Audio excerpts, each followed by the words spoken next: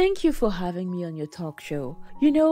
All of my life I didn't have the courage or the bravery to voice out what happened between Ferdinand and I in our marriage. But now that he's deceased, I will tell you my story. Before we continue with the story, do not forget to click on the notification button in order to get notified at every new video posted. Thank you. When I was 14 years old, I was raped repeatedly by a neighborhood teenager. I would come home beaten up and bruised, crying. I let my mother know and she told me to shut up. My father caught the guy in the act of another attack and told him to go home, but punished me instead. And when I asked him why, he told me that it's because I found myself at the wrong position, at the wrong time with the wrong person. So it was my fault. My teacher and friends knew what my father did and tried to stop him. But he pushed my teacher into a closet and knocked off my friends from the stairs while they were trying to defend me. I left a note for my abuser's mother, and she let me know the next day that it was a wrong idea to contact her. This abusive behavior went on for 10 months, and my parents didn't do anything about it. I turned 15, and during the holidays, my aunt came around. So I seized the opportunity and told my aunt what was going on, and she was shocked. She brought it up to my parents and they told her to mind her own business. But my aunt was so shocked that she told my parents that she would let me live with her and take care of all my needs. They replied to her that she should give birth to her own children, and my mother even went on to remind her about the number of babies she had aborted, which was the reason why she had no kids. This hurt my aunt so bad that she packed up her things and left the house the next day. It all came to an end when I ended up hospitalized because of yet another beating. The last one was when I was pregnant, and my father beat me so bad that I thought I had miscarried. But several tests were conducted on me. I had broken bones and bruises, but what I was carrying in my womb was still there. The boy was never punished, and funny enough, he came visiting with a beautiful bunch of flowers and chocolates. Now for the really messed up part of my story, he went down on one knee and asked me to marry him. There was this silly smile on my father's face, but his eyes were full of threats. After some minutes of silence, I said yes. My father immediately wore a broad smile of satisfaction.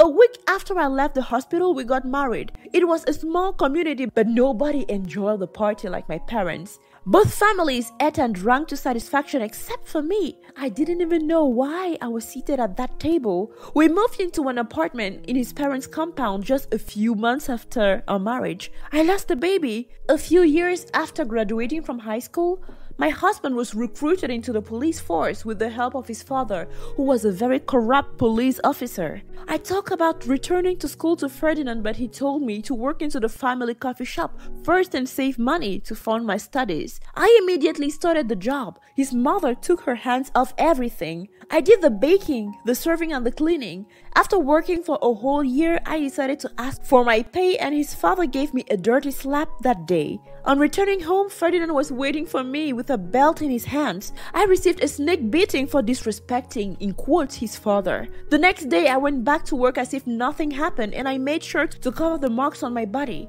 I made sure I worked perfectly and was very submissive. His mother even began to like me and put me in charge of the shop accountancy. Another year passed and I was still not paid. Ferdinand and his father were known for their love of alcohol and women in the whole community. He came home one night after having spent the entire evening at the bar, drinking, and slumped down on his chair in the den. I asked him, "Honey, do you ever regret marrying me?" He answered, "Well, we all make mistakes." Right then, I knew we were in some hot water. Maybe I could remedy it or save something from the situation. I said, "Well, we could always get a divorce." He looked up bleakly and said, "No, too expensive. We live in a community property state, and I'd give you half of everything." I argued, "I wouldn't ask for half. I want nothing, and maybe I could just leave." He shrugged. "No, too messy. How about separation?" I asked. "No, it wouldn't work," he said. I tried to think. "Look, we don't really love each other," I said. "And so if we just walked away from it, what do you think would be the answer?" He shook his head and said, "You could always disappear." Disappear? A cold wave went through my body. Honey, I have friends. They will ask questions. They would not just accept my vanishing. There would be investigations. My husband looked at me and said, "You don't see well. Then he looked straight into my eyes and said with a level tone, "Accidents happen." A cold fish grabbed my entrails. I knew he and his father were firearm workers. They both worked for city law enforcement, and I knew that they together had done away with a local notorious drug dealer previously as a team. They had killed, and because they were both law enforcement, they could get away with it. My husband had calmly been planning my death. The next morning, I asked my husband, "Do you remember what we talked about last night?" "No," he said, having of course forgotten about it due to his alcoholism. "We talked about replacing the back screen door and decided not to, finally." I lied glibly, for once grateful that he had not remembered a thing of the previous night. The next day, I collected $2 million from the shop bank account and I vanished. It was equivalent to my 2 years of payment. I went in for a training in hotel management and catering. I was told that Ferdinand and his parents were attacked and killed in their home by unidentified criminals, but the police was suspecting a drug gang with whom they were flirting. As they say, what goes around comes around.